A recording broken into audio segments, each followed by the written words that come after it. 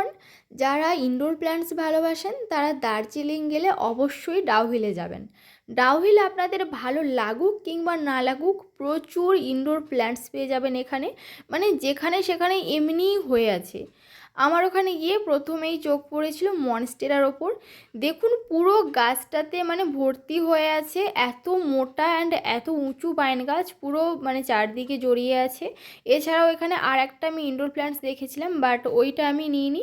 আমি মনস্টেরাটা এনেছিলাম, আর আমি প্রায় 4-5 দিন পর এসেছি। তখন মানে জলে ডুবিয়ে রেখেছিলাম যখন আমি হোটেলে ছিলাম, তো গাছটা বেঁচে ছিল।